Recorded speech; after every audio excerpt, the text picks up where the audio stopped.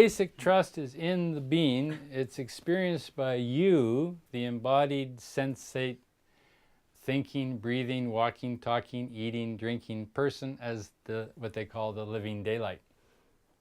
In other words, it's experienced in your personal consciousness as a kind of lightness, either a lightness of being, incredible lightness of being, or actual light, like a sense of luminescence, or everything seems bright and brilliant, not in a bad way, but in an exciting way, right? And it's that sense, when that sense of basic trust is there, everything is kind of lit up, kind of like the air after a rainstorm. You know, when the air is heavy and it's full of dust, right? And it seems normal, everything seems kind of normal, and then it rains, and all of a sudden the air seems pure or clear. You know that experience? Well, it's like that, right? The tendency, however, is that the ego is so used to having dusty days, right, that it kind of forgets that it's a dusty day until along comes a rain shower, right, and kind of cleans the air. And that rain shower is when you have those magic days. You know those magic days or hours when everything just seems luminescent, where everything just seems magically alive and bright? You've all had them, right? So the difference between basic trust and the kind of dusty day and basic trust and the clear, what they call the living daylight, is that the nature of basic trust is what creates that feeling of living daylight. And so you somehow twigged into basic trust for a few moments, that cleaned the air, right, gave you that feeling of living daylight, right, and a magical day, right? But the minute you get back to your ego fixation, what returns? The dust. So, in that sense, there's that feeling of Satchitananda, or blissfulness, or ecstatic union, or, you know, the feeling of being radiant or touched by God, and so on. The Sufis call it baraka, you know, kind of sense of blessing, blessings. The Christians call it grace, state of grace. So like that. It's kind of a tender and loving presence experienced at the source of your being, right? So you ever had that feeling of a loving, tender presence? Has that ever risen for you ever? Or are you just occasionally? Yes. Right. Or hallelujah or something? Hallelujah. Boy, you Christians got to work on it. No wonder my mother and dad gave up going to their church because they got the minister would say, "The Holy Father loves you. Everything's wonderful."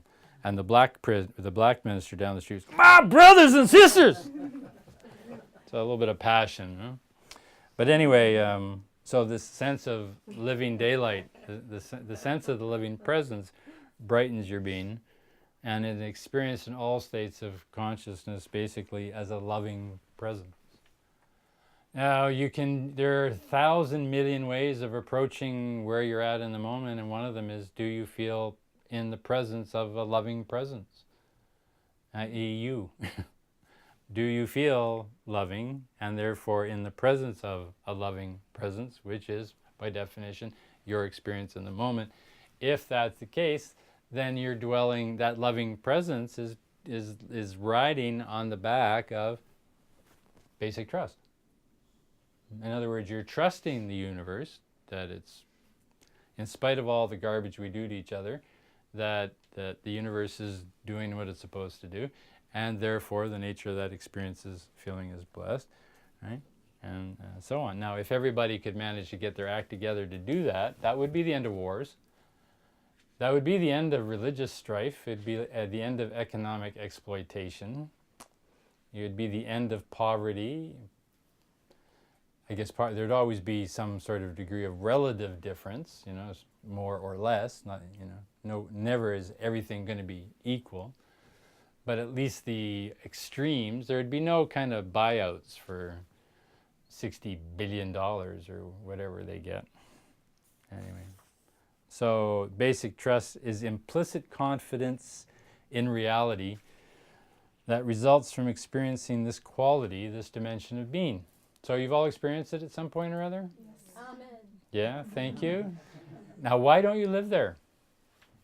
You've had it, you know it, you've experienced it. Why did you leave it?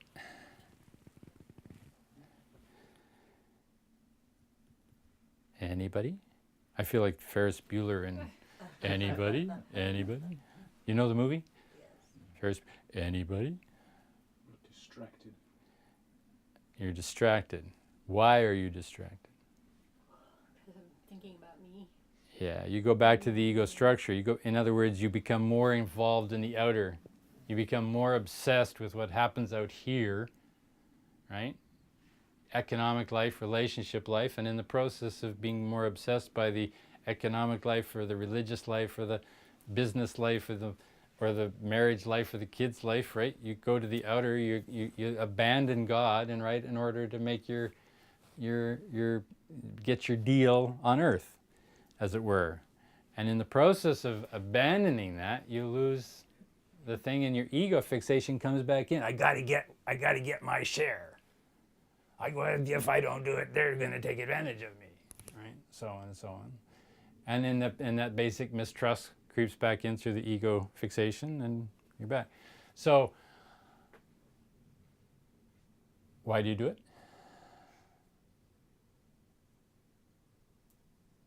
Lack of that basic trust. Yeah, why? Because it's unknown. No, because basically that's what happened in your early childhood conditioning. And as soon as the childhood conditioning ran into the lack of the holding environment, it reacted by going into a defensive posture, right? And produced the ego structure starting at 6 months of age, which you've now embedded in concrete, right? And you don't recognize you're doing it because you didn't know you're doing it when you did it. In other words, it's a default mechanism, it's a habit. You go back to it simply because something came along while you were in a radiant state and disturbed you, right? And that disruption takes you right back into the ego conditioning. And you don't know that you've done it because you didn't know that it was happening when it happened. In other words, the child doesn't know that it's been dwelling in a lack of